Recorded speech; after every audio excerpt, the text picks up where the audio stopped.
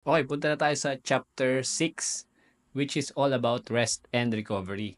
It's easy to think that more running is better, but rest is actually what allows your body to adapt and get stronger. So, ito yung mga kailangan nating malaman, no? Kapag pinag-usapan ang rest and recovery.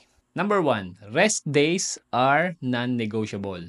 Isipin mo na lang na binibigyan mo ng chance ang mga muscles mo na maka-recharge. Kasi sa pagtakbo natin, no, nagkukos yan ng tiny tears sa mga muscles natin. At kapag tayo ay nagpahinga o nag-rest, ay nare-repair ang mga tiny tears na yan at nagiging stronger ang mga muscles natin. For beginners, taking at least 1 to 2 rest days a week is a great place to start. Number 2, active recovery. Hindi naman ibig sabihin na tayo ay nagpapahinga no wala na tayong gagawin. Meron tayong tinatawag na active recovery. Or ang ibig sabihin nito is easy movement. On a rest day, pwede mong gawin yung mga light activity like walking, gentle yoga, stretching. Pwede rin yung biking and swimming na low intensity lang. Makakatulong yan sa muscle soreness natin and stiffness, no, para mawala ang masasakit-sakit and then yung mga naninigas-nigas ng mga muscles natin. Basta lang talaga na low intensity at ang aim natin ay ma-refresh ang ating katawan. Okay, number 3 naman, why rest prevents injury. When you rest, you're letting your muscles, joints, and even bones take a break from the impact of running. Sabi ko nga kanina, hindi araw-araw tatakbo tayo kasi high impact ang running. Kapag hindi ka nagpahinga, it leads to fatigue. Kapag sobrang pagod na tayo, it increases the chance na magkaroon tayo ng injury. Listening to your body and taking breaks will keep you running longer and feeling better. And number 4, ito yung isa sa pinakamahalaga, no? Yung ultimate recovery tool natin, which is yung ating pagtulog or sleep. Sleep is like the magic ingredient in the recovery recipe. Kapag kasi natutulog tayo, ang katawan natin nagre-release ng hormones na nakakapag-repair ng mga muscles at nakakapag-replenish ng energy. Aim for 7 to 9 hours of sleep a night. Ako, guilty ako dyan kasi talagang kulang sa 7 to 9 hours ang tulog ko. Pero I'm working on it na. You'll notice that a well-rested body runs stronger and with more energy. Okay, tandaan lang natin, no? Kapag sinabing rest and recovery, hindi ibig sabihin yan, wala na tayong ginagawa. Active recovery, easy movement, and ang purpose is to recharge and repair our bodies. Reminder lang, rest isn't a break from training. It's a vital part of becoming a stronger runner. Your body strengthens, lumalakas tayo kapag hinayaan natin na makapahinga ang ating katawan. Recovery is where the real progress happens. Your muscles repair, your energy refuels, and you're ready to go further. Kaso, baka sabihin mo naman, no? Mag-rest na lang tayo na mag-rest, lumalakas pala tayo kapag nagre-rest, no? Hindi nang ibig sabihin ko, no? Finding the right balance for rest is key to maintaining your fitness. Hindi kasi pwedeng pahinga tayo ng pahinga and then aasahan natin na lalakas tayo. Hindi pwedeng isang buwan ka magpahinga and then aasahan mo na lalakas ka. Kasi sabi nga, di ba, nag-repair daw. Eh anong i-repair kung hindi naman tayo nag-training? Dapat we push ourselves a little bit out of our comfort zone and then yun yung i-repair ng body natin. For most runners, 1 to 2 days of rest per week ay maganda na. Okay na yon, no? Makakatulong ito para ma-energize ang ating body at ma-reduce ang risk ng injury. Pag sinabi namang active rest, yung active recovery, yung mga light activities like gentle walking, stretching or yoga or biking, yan, magagandang cross-training yan para makapagpahinga katawan natin from the impact of running.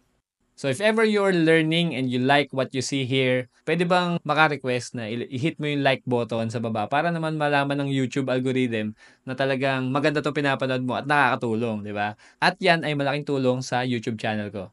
And kung hindi ka pa nakasubscribe sa aking channel na to, I encourage you na mag-subscribe, di ba? If ever nabigyan kita ng value sa video na to, ay... Ngayon, kailan naman nagiging sobra yung pahinga? Ito, sabi ng mga expert, no, kapag 2 weeks na wala kang activity, fitness levels generally remain. Okay daw, no? Stable pa rin. Kahit na 1 linggo na no running. Beyond 2 weeks, ngayon, pagka hindi lang 1 linggo, lumampas ka ng 2 weeks, sabi ng mga study, sabi ng mga research, that your cardiovascular endurance starts to decrease and muscle conditioning can start to dip. So, pababa na yung iyong performance dyan.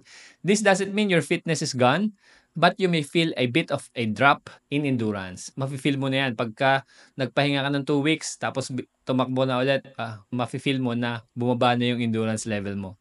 Tapos, kapag beyond 4 weeks na, 1 buwan ka na lampas na hindi tumatakbo, extended na yan, sobra na, no? Manonotice mo na yung fitness loss mo. Both endurance and muscle tone are affected. Which means it could take a few weeks of consistent running to build back to your previous level. So kung ibabalik mo na naman sa previous level mo, weeks of continuous running ka na naman, i-build up mo na naman yan. So parang sinasabi ng iba na back to zero. Hindi naman actually back to zero, pero alam mo yun, ang hirap ulit. Parang yung gulong, di ba? Pagka itutulak mo, mahirap na siyang umpisahan. Malaking force at maraming effort na kailangan mo para ulit magtuloy-tuloy ang ikot ng gulong. How to find the balance? Ang unang tip ko dyan is listen to your body. If you're feeling na may mga sore ka pa sa mga muscles mo, feeling mo pagod ka na, it's a signal that a rest day will do more good than harm. Yung tipong latang-lata ang pakiramdam mo, bagsak ang katawan mo, di ba? Mas maganda siguro mag-rest ka na lang kaysa tumakbo or mag-training. Another tip naman, kapag talagang gusto mo magpahinga at hindi mo kayang tumakbo, stay active in other ways. Consider mo yung mga cross-training activities katulad ng swimming or biking. Yan, ginagawa ko rin pareho yan. Para ma-maintain yung cardiovascular fitness mo without the impact of running. So that's it muna sa ating chapter 6, which is all about rest and recovery. Sa sunod na chapter, we will talk about how to stay consistent. Okay, dito naman tayo sa chapter 7, which is how to stay consistent.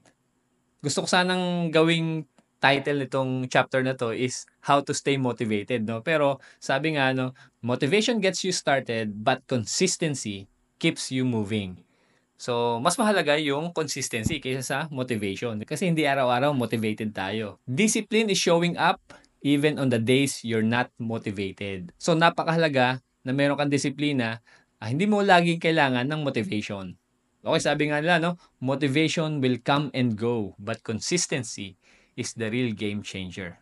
So, ano mga tip ko para maging stay consistent tayo? Number 1, remember your why. Di ba napag-usapan natin kanina, yung deep why, yung purpose mo. Bakit ka ba tatakbo? Bakit ka ba mag-stay active? Bakit mo ba gusto maging physically fit and healthy? Think back to why you started this journey.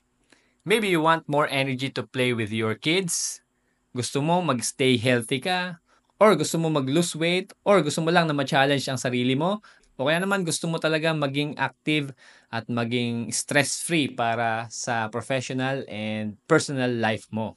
Yan kasi yung mga deep why natin, no? Karaniwang deep why. Ano ba yung malalim na dahilan mo? Bakit ka nag-start ng running journey? Sa mga mahihirap na araw, no? Just remember your why. It can give you that extra push to get out there, 'di ba? Ang hirap lumabas ng bahay, ang hirap gumising ng maaga.